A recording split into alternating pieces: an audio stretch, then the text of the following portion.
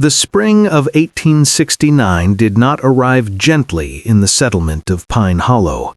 It came the way most things came to the frontier, without warning and without apology. The snow had barely loosened its grip on the ridgelines when the mud returned, thick and boot-swallowing, filling the single road that ran through the settlement like a gray wound through the trees. The pines stood tall and indifferent around the cluster of timber buildings, watching, the way they always watched, as men below them made their small and sometimes terrible decisions. On the morning of the auction, Elias Rowan stood at the far edge of the crowd and said nothing. He was not a large man in the way that drew attention, but he was solid, built by 15 years of timber work into something quiet and immovable, like a post driven deep into winter ground. His hands were scarred from axes and cold. His beard had grown past caring. He had worn the same coat he had worn for 6 winters, and the coat showed every one of them. He had not come to Pine Hollow's so-called marriage auction with any particular intention. He had come, truthfully, because there was nowhere else to go on a Tuesday morning when the logging crews were resting and the silence of his cabin had grown louder than he could bear. The platform had been built from rough-cut boards near the center of the settlement, in the shadow of the trading post. Perhaps a dozen men had gathered. Loggers, trappers, a few drifters who passed through Pine Hollow were on their way to somewhere else. They smelled of pine resin and tobacco and the particular carelessness of men who did not expect to be challenged. They laughed in the coarse, easy way of crowds that had decided, without discussion, that what is happening before them is entertainment rather than harm. When the woman was brought forward, the laughter grew louder.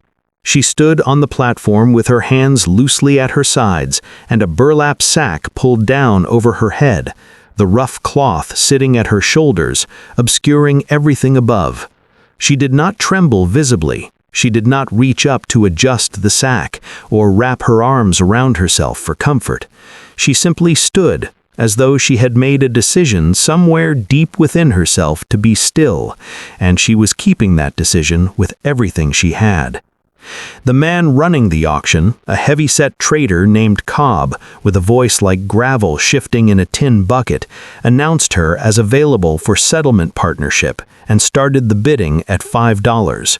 The crowd offered jeers more readily than coins. Someone called out $1 just to see what would happen. Someone else laughed and matched it. The bids moved up and down like a joke being passed around a circle of men who had forgotten, or never learned, that the figure standing before them was a human being. Elias watched from the edge of the crowd. He watched the way her hands stayed quietly at her sides. He watched the slight, steady rise and fall of her shoulders as she breathed. He watched the men around him, and something old and bone-deep settled into discomfort inside his chest, the kind of discomfort that comes not from surprise, but from recognition. He had seen this before, in different forms. The world had a particular way of arranging itself so that those with nothing were made to stand in public and be assessed, and those with something stood around and watched, and called it commerce. He was not a man given to speeches. He had never been the kind of man who stepped into the center of things and made declarations. But he had lived long enough and lost enough to know that there was a specific kind of cruelty that hid comfortably behind laughter, and he recognized it the way you recognize weather coming over a ridge before it arrives, by the quality of the air, by something that changes in the light. When the bidding stalled at $1.75 and Cobb began making jokes at the woman's expense, coarse jokes, the kind that drew louder laughter from the men nearest the platform, Elias Rowan reached into his coat pocket, pulled out $2 in worn coin, and said quietly but clearly, "2." The crowd turned. Cobb squinted at him from the platform. $2 for a woman you can't even see? Elias looked at him steadily. "I'm not buying a face," he said. "I'm marrying a person." The silence that followed was the kind that descends when something serious has entered a space that people had agreed was only for entertainment. A few men looked away. One or two muttered something under their breath. Cobb, sensing that the mood had moved beyond his management, shrugged his heavy shoulders, pocketed the coins with the indifference of a man for whom the transaction was already complete in his mind, and declared the matter settled. Elias walked to the platform. He did not reach for the sack. He did not touch her at all. He simply stood beside her, close enough to be present, far enough to give her air, and he said, in a voice low enough that only she could hear, "You don't have to go anywhere you don't want to go, but I have a cabin at the edge of the east tree line, and you are welcome to it, if you need somewhere to be." She was still for a long moment. The crowd had already begun to lose interest, drifting back toward the trading post and their own concerns. The morning went on around them, indifferent and ordinary. Then she turned her covered face toward him, and she spoke. "My name," she said, "is Clara Vale." And Elias Rowan went very still. There are moments in a life that do not announce themselves as important when they happen. They arrive plain and unremarkable, folded into the ordinary texture of a day. It is only later, sometimes years later, that you understand you were standing at a hinge point, and that everything afterward turned on what happened in that quiet, unwitnessed instant. For Elias Rowan, the winter of 1864 had been such a moment, and now, standing at the edge of a muddy platform in Pine Hollow, he understood that another one had just arrived. He had been alone on Black Hollow Ridge in that long-ago winter, scouting timber roots for a crew that would never reach him. A storm had come down off the mountains without warning, the kind of storm the old trappers called a widowmaker, the kind that arrived with intention and departed without apology, and within an hour the world had reduced itself to white and wind and the absolute indifferent cold of the wilderness at its most honest. His horse had thrown him on a slope of hard ice. He had struck his head. He remembered very little of what followed, only fragments that surfaced sometimes in the quiet before sleep. The smell of pine smoke, the sensation of warmth returning to his hands with a pain that felt like fire working its way back through stone, the low and steady sound of someone moving near him in the darkness. He had opened his eyes in a shallow cave, a small fire burning at its entrance, his wet clothes replaced with dry ones, a rough blanket pulled across his chest. He had tried to sit up and found that he could not. His left side had been carefully bound, 2 ribs cracked, he would learn later when a proper doctor finally examined him, wrapped with the kind of careful, competent attention that spoke of someone who had tended injuries before. There had been a woman. She sat on the far side of the fire, and she kept her face turned away or cast downward. He could not see her clearly in the unsteady light. He remembered her voice more than anything else, low and steady and unhurried, like water moving beneath winter ice, like something that had found its depth and was no longer disturbed by the surface. She had spoken to him only a little, told him to rest, told him the storm would pass by morning, told him his horse had been found and tied near the cave entrance. When he asked her name, she hesitated long enough that he thought she would not answer at all, and then she said simply, "Vale," just the surname, nothing more. When he woke at dawn, she was gone. On the ground beside him she had left a small square of cloth, embroidered carefully at the edges with a pattern of pine branches in dark green thread, the stitching neat and deliberate, the work of patient hands. He had carried that cloth in his coat pocket for 5 years without fully understanding why. It was not sentiment exactly, it was more like the persistent awareness that something had happened to him on that ridge that he had never properly reckoned with.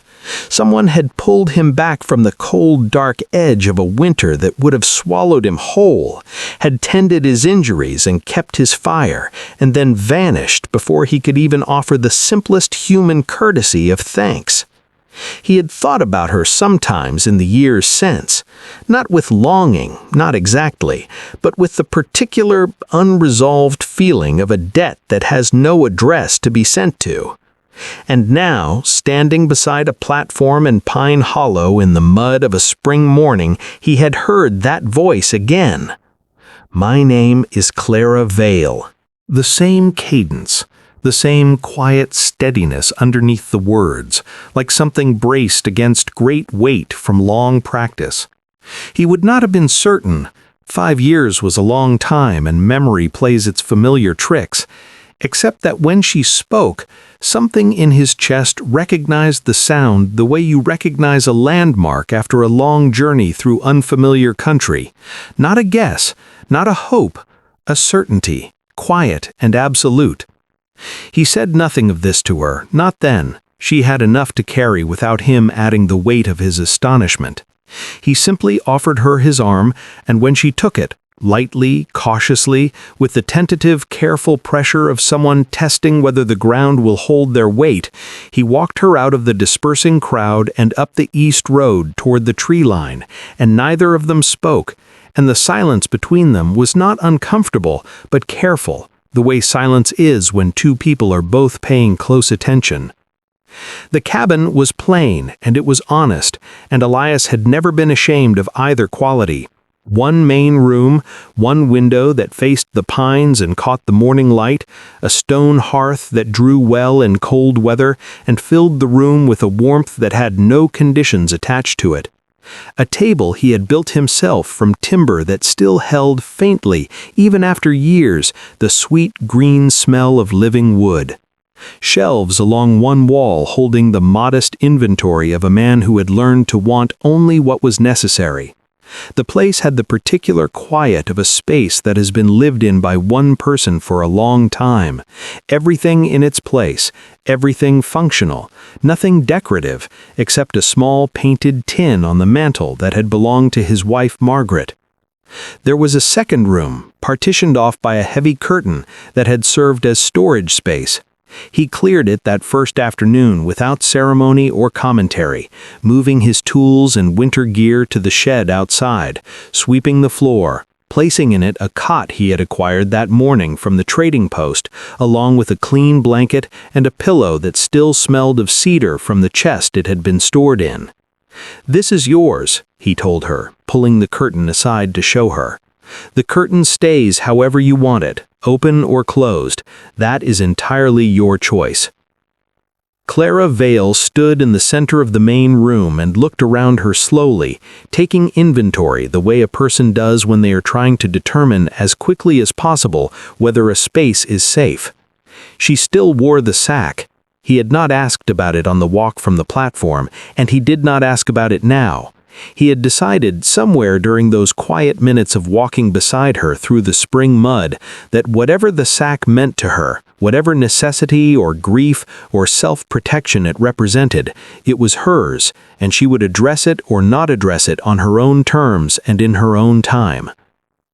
He made supper that first evening, beans slow-cooked with salt pork, cornbread from the cast-iron pan, coffee that was strong and plain. Nothing elegant, but warm, and given without any visible expectation of anything in return. She ate carefully, lifting the edge of the sack just enough to manage the spoon, and he kept his eyes on his own plate and did not make her self-conscious about the small logistics of it, and when supper was finished, he washed the plates, and she sat by the fire, and the evening passed. This was how the first days went. She was not easy to be around, in the sense that the air around her was charged with a wariness that did not rest.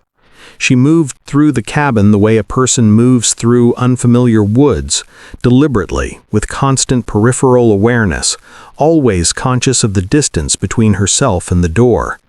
He understood this without needing explanation. He had known other people who moved through the world that way. People who had learned, at considerable cost, that relaxing your attention invited consequences. He did not try to talk her out of her wariness. He simply moved through his own days in a way that was consistent and quiet and predictable, so that she could learn the shape of his habits and find nothing alarming in them. He worked his shifts with the logging crew in the early mornings and came home in the evenings. He cooked or left food where she could find it. He sat by the fire in the evenings and read or mended gear, or simply sat in the particular comfortable stillness of a man who has long since made peace with his own company. He did not fill silence with noise for the sake of it. He did not pepper her with questions. He simply continued to be present and steady and harmless day after day, until the air in the cabin began, very gradually, to change. She began to speak to him. Small things at first, a comment on the weather, a question about where he kept the flour, an observation about the sound the pines made in the night wind, which was considerable and constant, and had its own kind of music. But conversation, like trust, builds in increments too small to measure individually and too significant to ignore in accumulation, and after 2 weeks the evenings had taken on a different quality. Two people, by a fire, talking in the easy way of those who have begun to understand the shape of each other's silences and find it familiar rather than threatening. It was on a Thursday evening, 3 weeks after she had come to Pine Hollow, that she told him about Briar's Crossing. She told it the way people tell things they have rehearsed alone many times over, not dramatically, not with visible emotion, but with the careful flat tone of someone removing a splinter that has been in too long. Efficient, necessary. She told it looking at the fire rather than at him, and he listened without interrupting, without shifting in his chair, without any of the small restless signals that tell a person the listener is uncomfortable and would prefer the story to end. She had worked in a boarding house in a southern town called Briar's Crossing. The proprietor was a man of standing in the community, church elder, property owner, the kind of man whose opinion arrived before he did in any room. Standing of that kind, on the frontier and in southern towns alike, functioned as a form of immunity. It meant that what he chose to do in private was not subject to the same accounting that governed other men's behavior. When he came to her room one night, she had fought back. It was not a decision she deliberated, it was reflex, the body's oldest logic, the thing that moves before the mind has finished its sentence. He fell. He struck his head on the iron frame of the bedstead. By morning, he was dead. The town had not taken long to reach its conclusion. A man of standing was dead. A woman of no standing was the last person to see him alive. The arithmetic was simple, and it was brutal, and it had nothing to do with truth. She was publicly blamed. She was publicly shamed, in the square, in the full sight of the community. And the scar on her face came from that morning, from the ring of a man who had appointed himself an instrument of justice and saw no contradiction in that appointment. She was sold to cover the dead proprietor's debts. She said this word, sold, quietly, without flinching, because she had said it to herself enough times that she had stripped it of some of its power over her, the way you press on a bruise until the sharpness becomes familiar. She had passed through 3 settlements between Briar's Crossing and Pine Hollow. In each one, the pattern had repeated in some form: the scrutiny, the judgment, the auction, the cruelty that hid its face behind practicality. The sack had been her response to all of it. She could not change what had been done to her. She could not erase the scar or rewrite the story the town of Briar's Crossing had written about her. But she could make herself invisible, and in invisibility she had found, if not safety, then at least a reduction in the frequency and intensity of harm. When she finished, the fire had burned low and the cabin was dim and very warm. Outside, the pines moved in the night wind with their constant, patient sound. Elias was quiet for a moment. Then he said, "You acted in your own defense." "Yes," she said, simply, without plea or decoration. "Then that is what happened," he said. "Whatever else anyone decided about it, that is what happened, and nothing that was done to you afterward changes it." She looked at him, the sack still over her head, the firelight moving across the rough cloth, and there was a long silence before she spoke again. "You believe that," she said. Not a question exactly, more like something being verified, something being tested against the possibility that it might be true. "I do," he said, without reservation. That night, Clara Vale slept until morning for the first time since Briar's Crossing. On a Sunday morning in April, cool and bright, with the light coming through the cabin window and long golden angles that made the dust in the air look like something suspended in amber, Elias set two things quietly on the table before Clara awoke. The first was a small mirror in a plain wooden frame, which he had traded for at the post. Nothing ornate, just honest glass in honest wood. The second was a silk scarf, pale blue, faded at the edges with age and use, folded carefully into a small square. It had belonged to Margaret. He had kept it in the cedar chest for 4 years, not because he could not bear to see it used, but because there had been no one to give it to, and it had seemed wrong to let it simply lie unused in the dark. Margaret had been a practical woman who believed that beautiful things were made to be used, and that keeping them locked away out of sentiment was a form of ingratitude toward the people who had made them. He set the mirror and the scarf on the table and went outside to tend the woodpile. When he came back inside an hour later, Clara was sitting at the table.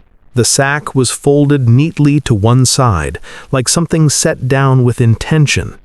Her face was turned toward the window, and the morning light came through the glass and fell across her features with the complete, impartial honesty that only certain kinds of light possess. The scar ran from her left cheekbone to the corner of her jaw, a pale ridge, permanent, carrying the full record of what had been done to her and the full record of the fact that she had survived it. She was looking at her reflection in the small mirror with an expression that lived somewhere between grief and recognition, in the unnamed territory where a person encounters themselves as they actually are, rather than as they wish to be or fear they might be, and finds that the looking, however difficult, is survivable. She did not hear him come in. He stood for a moment near the door, and then he moved to the hearth quietly and set the kettle on, and the small domestic sound of it brought her back. She turned.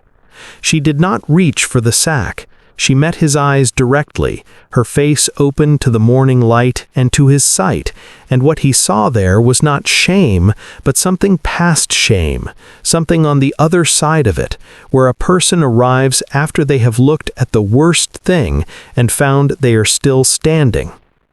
"Good morning," he said, in exactly the tone he would have used on any ordinary morning, and turned to measure the coffee. She was quiet for a moment, watching him. Then she reached across the table and picked up the pale blue scarf. She turned it in her hands, feeling the weight of the old silk, the softness of it, the life it carried in its fibers. She tied it around her hair, not over her face, not concealing anything, but simply around her hair, the way a woman ties a scarf when she is at home and the morning is cool, and she is arranging herself not for anyone else's comfort, but for her own. She looked at her reflection once more. The scar was there. It would always be there. It was part of the record now, part of the permanent account of who Clara Vale was and what the world had tried to do to her and what she had survived. She did not look away from it. She did not flinch from the woman in the glass. This woman with her pale blue scarf and her steady dark eyes and her scar that caught the morning light without apology, She looked like herself. For the first time in a very long time, she simply, completely looked like herself. "It belonged to Margaret," Elias said from the hearth, his back still turned, giving her the privacy of not being watched in the moment. She would have wanted it used. Clara smoothed the scarf once at her temple. "She sounds like she was a good woman," she said. "She was," he said. "She would have liked you." The coffee heated. The morning light moved across the floor of the cabin in its slow daily arc. Outside, the pines stood in the early warmth, and the settlement of Pine Hollow went about its ordinary business, entirely unaware that something important and quiet and irreversible had just occurred in a small cabin at the edge of the east tree line.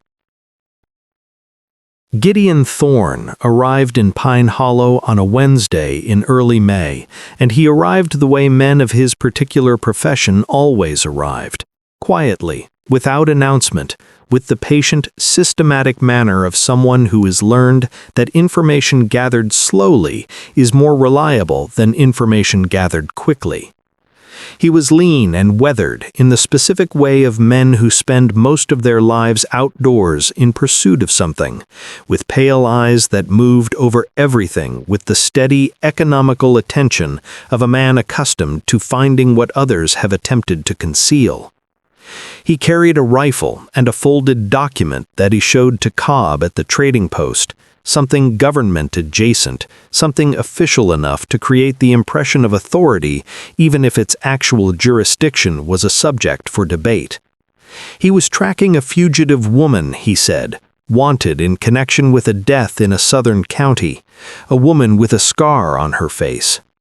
Elias heard about this within the hour. Word moves fast in small, tight settlements. It is one of the few reliable advantages of living somewhere that everyone knows everyone else's business, whether or not they have been invited to. He came home that afternoon and told Clara directly and without softening it, because he had come to understand that she did not want her reality managed for her. She deserved to know what was coming toward her and to decide for herself what she wanted to do about it. She was standing at the hearth when he told her, stirring a pot of stew, and her hand paused on the ladle. He watched it move through her, watched the old fear travel through her eyes like a shadow crossing open ground, and then watched something else arrive behind it, something that had not been in her eyes 3 weeks ago. Something that had grown, quietly and without ceremony, in the evenings by the fire and the mornings in the light from the east window. A steadiness, a settledness, the particular quality that a person develops when they have stopped waiting for the next blow and started, cautiously, to inhabit their own life again. She set the ladle down carefully. She turned to face him fully. "I will not go back," she said. "Whatever comes from it, I will not go back to that." "No," Elias said, "you won't." He went to see Thorne the next morning. He went directly and without subtlety, which was his nature, and he brought with him 2 members of his logging crew, men who had worked beside him for years and who had, in the gradual, unspoken way of close communities, already begun to think of Clara as one of their own. They had seen her at the trading post. They had noticed the way Elias moved differently these days, with less of the solitary heaviness he had carried for years, and more of something lighter, some reclaimed sense of purpose. They had asked no questions. They had simply decided, individually and without coordination, to be available if they were needed. Elias told Thorne that his wife had come to him from the south, that she had acted in lawful self-defense, and that the circumstances had been well established to his satisfaction, that whatever document Thorne was carrying, its jurisdiction in the territory of Pine Hollow was, at minimum, a matter worth examining carefully before anyone took action based on it. That Pine Hollow was a settlement that looked after its people and had no interest in surrendering any of them to claims of questionable legal standing. He said all of this evenly, without heat, in the unhurried manner of a man who has spent enough time in wilderness spaces to have learned that panic serves no one, and that steadiness, applied with consistency, tends to outlast aggression in the long run. Gideon Thorne listened. He looked at Elias with those pale, measuring eyes.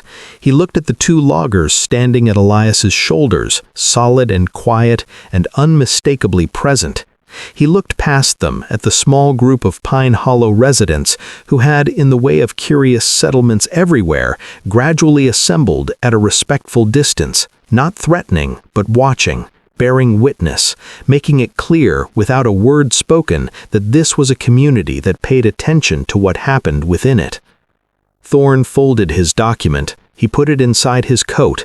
He looked at Elias for one more moment, as though taking final inventory of the situation and finding the mathematics unfavorable. He rode out of Pine Hollow before noon and did not return. Summer came to Pine Hollow in its full, unhurried way, and with it a different quality of quiet settled into the cabin at the edge of the pines. It was on an evening in June, warm enough to leave the door open to the sound of the forest, that Elias finally told Clara about Black Hollow Ridge.